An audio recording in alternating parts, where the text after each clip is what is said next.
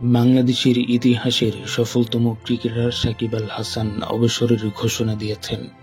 গত জুনে টি-20 বিশ্বকাপেই খেলেছেন নিজের শেষ টি-20 ম্যাচ।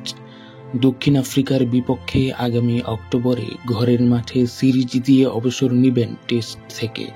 তবে ওয়ানডে খেলতে চান আগামী বছরের ফেব্রুয়ারি-মার্চে অনুষ্ঠেয় চ্যাম্পিয়ন্স ট্রফি পর্যন্ত।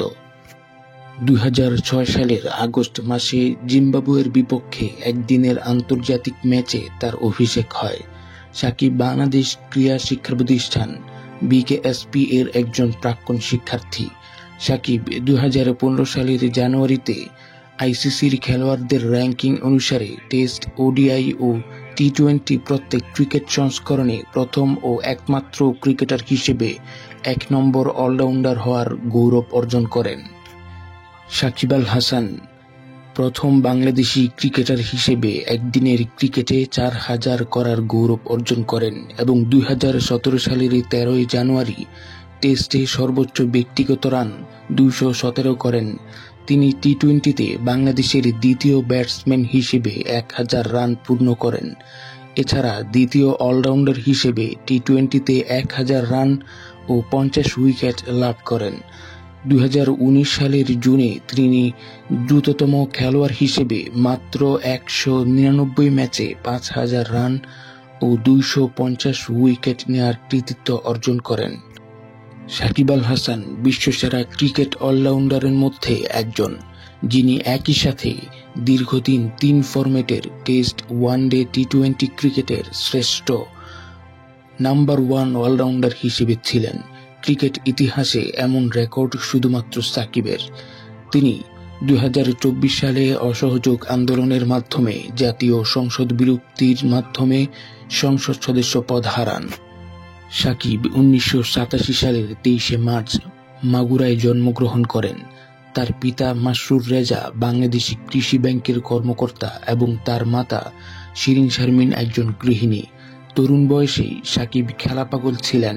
তার বাবা খুলনা বিভাগের হয়ে এবং এক কাজিন বাংলাদেশের জাতীয় দলের হয়ে ফুটবল খেলতেন। দৈনিক প্রথম আলোর ক্রীড়া সম্পাদক উৎপল শুভ্রর বর্ণনা অনুসারে সাকিবের ক্রিকেট দক্ষতা ছিল অসাধারণ এবং গ্রামান্তরে তাকে খেলার জন্য ভাড়া করে নিয়ে যাওয়া হতো। এরকমই এক ম্যাচে সাকিব এক আম্পায়ারকে অভিভূত করেছিলেন, যিনি পরবর্তীতে সাকিবকে ইসলামপুর পাড়া ক্লাব অর্থাৎ মাগুরা ক্রিকেট লীগের একটি দলের সাথে অনুশীলন করার সুযোগ করে দেন। সাকিব তার স্বভাবসুলভ আক্রমণাত্মক ব্যাটিং ও দ্রুতগতির বোলিং অব্যাহত রাখেন। সেই সাথে প্রথমবারের মতো স্পিন বোলিং নিয়ে পরীক্ষা নিরীক্ষা করেও সফল হন। ফলস্বরূপ ইসলামপুর দলে খেলার সুযোগ পান এবং প্রথম বলেই উইকেট তুলে নেন। সত্যিকারের ক্রিকেট বল দিয়ে এটাই ছিল তার প্রথম করা বল। এর আগ পর্যন্ত তিনি ড্যাব টেনিস বল দিয়েই খেলতেন। তিনি বাংলাদেশ ক্রীড়া শিক্ষা প্রতিষ্ঠানে 6 মাস প্রশিক্ষণ নেন এবং 2004 সালে 17 বছর বয়সে জাতীয় লিগে খেলার জন্য খুলনা দলে নাম জমা দেন। মাত্র 15 বছর বয়সেই সাকিব অনূর্ধ্ব 19 দলে খেলার সুযোগ পান।